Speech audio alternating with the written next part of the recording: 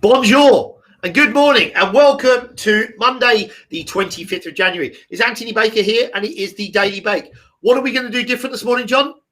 Well, we're going to talk about some of the stuff that you and I talk about, but we also want to talk about money as well. But we'll do that in a minute. Fantastic. So welcome, guys, and welcome to my Daily Bake. As you can see, we have the wonderful John Fuggles on today, and I'll give you an opportunity to have a chat to him about what he does and how he does it in a second. But the idea is on a Monday morning, we're going to have a little bit of a look over our shoulder, what's happened last week, what was great, what was not so great, how it progressed, and so on. And then we're going to have a little bit of a glimpse into the future about what's going on with us, our businesses individually, what we can do for you, how we're going to help you, and we're going to go for that. So hopefully that's great for everyone. Is that great for everyone? Works for me. Yep, perfect. As always, with our daily bakes and with our live streams through all of our platforms, I think we're through about 50 different platforms today, we have the opportunity to answer questions. So should you have a question for either myself or Mr. Fuggles, please chuck it in the box. I'm pretty sure it works better on LinkedIn than it does on Facebook, but if you want any of them, we will try to get to it. If we can't answer it now, we will come back and ask it afterwards. So how are we going to structure our 2-hour Monday morning calls, John? 2 hours on a Monday morning. No, that was a joke. So we're going to be 15 to 20 minutes. This is how we're going to set it up, really simply. And bear with us, guys, because I've shut this on John about 4 minutes ago. So we're going to look at what's going on in the world, maybe look at the economics of what's happening. I was on this morning, and I kid you not, 30 minutes of listening to some guy talking on the World Economics Forum about what's going on and the cost effect of COVID. So if anyone wants to know any about that, I'm definitely not the person to ask. Then we're going to have a look back over the weekend and what happened on the weekend. A little bit about my business, our businesses, John's business, what we've got moving forward for the weekend, and then we go from there, John. So do you want to introduce yourself? Because most people know who I am.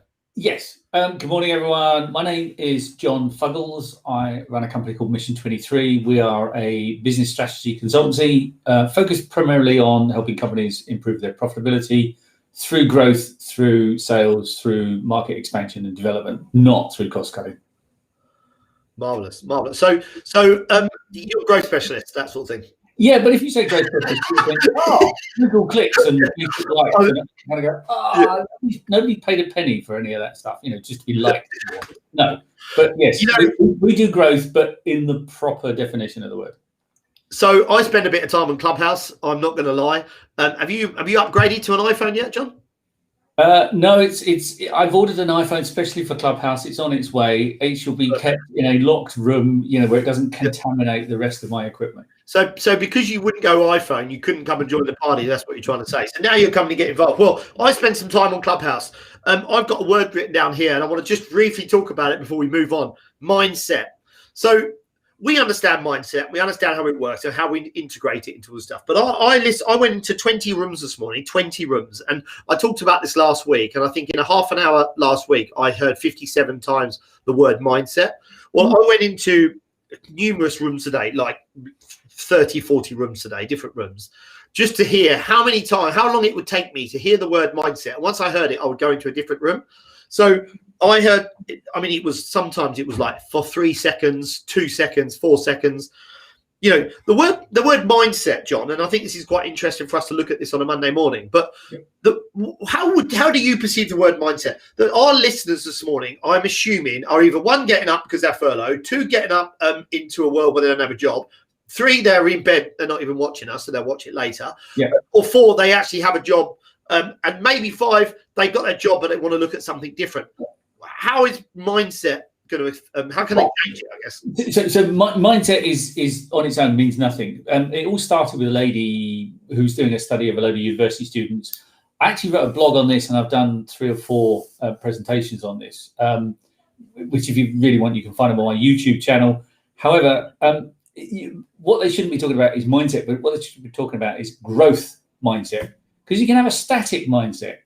You can have a negative mindset. You can have a It's the adjective that makes the difference. So a growth mindset is open to ideas, open to challenges. You don't have limiting beliefs. There's another one to look out for, limiting beliefs. You're open to new ideas and new challenges and new opportunities. And you're willing to kind of go, you know what, I'll try. How many times did you fall off your surfboard before you became a world champion? It's probably 1,000 times at least. Actually. Well, us mere mortals, Yeah. and up on one, right? Yeah, but that's the point. Just keep doing and keep doing and keep doing. It's actually okay to fail, but learn and move forward and grow, right? Grow. That's the thing. And so when you hear people say mindset, throw that word in the bin. Understand that. Listen to the rest of it. It's just the word that they use because everyone's tuning into it. Don't know why. You know what's funny about this, and it kind of brings me to this, is that hopefully there's not too many windsurf coaches watching this, but I know quite a few friends of mine that are windsurf coaches, and they're giving advice, and I watch the advice as a world champion or world title winning professional, and my brother as well, and we're looking at this advice and thinking, what the hell are you talking about? Because as a profession, windsurfing, let's just talk about that for a second. As windsurfers haven't got any better. I live on the beach where hundreds of windsurfers windsurf outside our house. And I've not watched it improve. I've watched it get worse. While equipment's actually getting better and the conditions seem to be amazing. So where they're getting their information from is getting worse. The information that's being provided to them is actually getting worse. I've got fantastic windsurfers that are very good at listening to these guys or going on these trips with these people who can windsurf themselves, but don't understand how to do it. It's like talking to somebody that's a millionaire who, his family's rich or was handed a business or just started a business, it did well, and then them give advice to other people. Or another good analogy is going down a driving range and having your mate who's a 25 handicapper trying to teach you how to drive a ball 400 yards and hit a draw. Is that kind of what we get in for a lot of this place? Because I'll tell you, a clubhouse is just full of entrepreneurs and coaches, right? I wouldn't call them full of entrepreneurs and coaches. I'd call them full of other stuff as well. Okay, self-confessed entrepreneurs and coaches. I mean, honestly. But you make a valid point, right? If you're going to learn golf, absolutely, you don't need Tiger Woods on your first lesson, right? You need someone deal with the basics, and then when you surpass them, you find a better coach, and when you surpass them, you find a better coach. And so the coaches that you're talking about in your sport. Yeah, they're probably right for the people they're at, but they're also teaching them bad habits, which is a bad thing. But that's part and parcel of it. I suspect your golf swing has got lots of bad habits in it that Tiger Woods would fix. But if you had him from day one, lesson one, you probably wouldn't be able to walk right now because your back would be twisted into bits. Yeah, that makes sense. Okay, well, let's move on from there anyway. So let's go right. Well, I was on the World Economic Forum this morning, and it was really interesting. And the guy was horrendous at talking, but it's very interesting what he was talking about. I think there was like 5,000 people on it or something. And he was talking about the COVID cost and what the COVID cost is having to our nation and what it will continue to have to our nation moving forward. And and let's just quickly touch on that. Let's touch on it on a personal level and on a economic business level. How do you think this is going to affect people personally? Because they're talking about now school's not going back till Easter. My daughter is in bed. Yeah, she's 16. There is no chance she's getting out of bed before 10:30 today. Which means she is not going to bed until 1 o'clock tonight. So that cycle is built into it. My son, who's shouting at my dog right now, he would have been playing on his Xbox till whatever time last night because it doesn't matter because he doesn't have to get up at 7 o'clock to go to school. It's doing damage to children and adults. Yeah, but it's doing more damage to children. Do you send them to school and let them all catch it and give it to their parents? I don't know. My youngest is at school, but there's no opportunity from the other ones. But my 15-year-old, his school does recorded video. They record a video and they go, right, guys, this is what I want you to do for the next 40 minutes. Do that piece of work and then send it in. My daughter's school, she's in sixth form. She gets, she actually has a tutor online that's talking to them the whole time.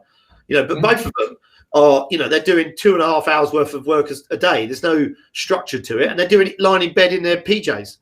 So there was a report, I know it was based on the USA, that they're just completely awash with it. They can't handle it at all. In the UK, we seem to be doing better than most countries, according to the recent article by, I think it was The Economist. But the reality is there's a very big difference between, the best schools are adapting to this and the worst schools are adapting to this. I mean, the reality is, when we get out of this, I think the Department for Education will go, you know what, we did a lot of things well. In some schools, we did a lot of things bad. I'm not saying we need to prepare for the future, but actually maybe schools should be part home teaching anyway. If you go back to the Soviet Union, which had no money, a typical school would actually have a morning group that would then have homework to do in the afternoon. They would have an afternoon group that had loads of schoolwork to prep in the morning. and there would be an evening group as well. So actually, from an asset point of view, building infrastructure point of view, they would have 3 classes every day. So far more efficient. I'm not saying we do that, but there's stuff that we can certainly learn from flexible working for children's education. Hello, can you hear me? Can you hear me? Yes, absolutely. Can you hear me? Yes, totally fine. John, come back to me. I can hear you. You're all good. Can't hear anything. Anyway, I can't hear you, John. So I'm just going to continue talking. I don't know what the hell just happened to my system. I tried to put my earpiece in. See if that gives me the opportunity to just keep talking, John, because I can't hear anything. I can hear you perfectly well. So yeah, I was just saying, there's going to be I've sent you a message. There's going to be a learning from this from the Department of Education. But the other thing is with the cost of COVID, we haven't finished with the financial costs, right? We've done, from a government point of view, they've done. You can hear me, great. You can hear me. So I'm just going to keep talking, John.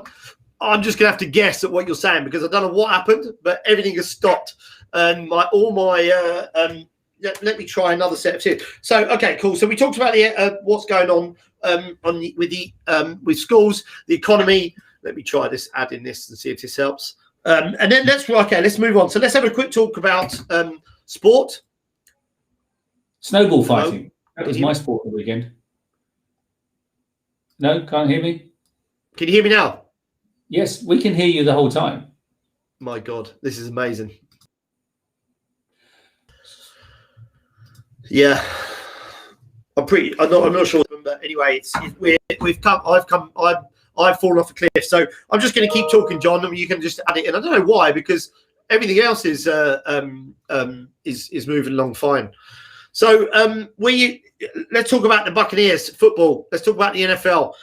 So I'll talk until I see your lips start moving, and then we'll go from there because this is exceptional material. So Buccaneers to face the Kansas City Chiefs. Tom Brady, Tom Brady. He is like 110. I understand they've changed the rules quite a bit for him to come in and do this sort of thing, but I think it's just amazing that he can do the things that he can do. What do you think? I've no idea about American football. Sorry about that. I used to watch it years ago, but or even British football, soccer. But I was doing snowball fighting at the weekend. That's my sport. I guess you finished. Okay, I think we're gonna have to wrap this up fairly quickly because I don't know what happened, but everything's just stopped working. So I'm just going to quickly talk about Lysis, what we need from Lysis Recruit. So we have Lysis Recruit. I'm setting up today a Calendly, and it will be offering 15-minute time slots for you guys to come and have a conversation with me, have a chat to me about your CV, job perspective, all of that sort of stuff. Anything you want to talk about, 15-minute slots. So you can jump onto those. I will share that with everybody today. That is something that I'm quite excited about because people send me their CVs and they don't put enough information on it and it just gets chucked into a file with me. And I think I've got about 600 that are unlooked at because the information they provided was all of that to go back and get information. So a little bit of an education on that. And what I will do as well a bit later on this week is set up a webinar for what people should provide, what information people should provide to either recruiters or if they're employed directly, just to give you guys a little bit of a hand. Then we look at, this is financial. I'm looking to talk to PSPs, payment service providers, crypto asset firms, and challenger banks. If you're working for them or you're in there, you need some help with any recruitment, please give me a shout. I'll finish up, John, and you'll let you crack on. And then we got Seedcast. John and I on Tuesday evenings at 7 o'clock. We're on Seedcast. I'll let you explain what we're doing on Seedcast at 7 o'clock. Yes. So this evening, tomorrow evening. So we pick something every couple of weeks, a different subject, and we talk about it. And it's really interesting because right now we're coming towards the end of January, which means tax returns and all that kind of stuff. But we're not far away from the end of March, and that means the VAT holiday ends. So what does that mean for your business? The stamp duty for houses ends. So what does that mean for your investment opportunities? But also it's financial year end. So if you're IR35, if you're employed, if you're self-employed, if you run a business, there's a whole load of stuff you can do. More importantly, are you ready for it? Done. And great, you finished. I'm gonna have to watch this back afterwards. This is outstanding. If anyone's watching this, please chuck me a message, because the fact that I can't hear anything anyone's talking about is great. Okay, so that's Seedcast tomorrow night. That is every other week we do that. That is John and I just chatting about what's going on in the world. On Friday at 10:30, myself and Joella, who John knows as well, that we've been introduced to each other through the Mission 23 platform. It's Coffee with Anthony and Joella. We are doing a 4-week 15 to 20 minute coffee with Anthony and Joella, talking about visibility of you, your business, all of that sort of stuff. It's very interesting, and it should be awesome. So we are at 15 minutes there, John. I can't hear you. I'm going to watch this back afterwards. Hopefully you've had a fantastic day, John. Cheers for jumping on this morning. Remember, John and I are going to jump on 15 minutes every Monday morning, talk to you about what's gone on in the world. Looking forward to this week. I think it's going to be a great week. It's a beautiful day today. It's cold, but it's nice out there. Everybody enjoy. Anthony and John from the Daily Bake on Monday, the 25th of January. It's 9:15 in the morning. Have a wonderful day. I'll speak to you soon. Bye-bye.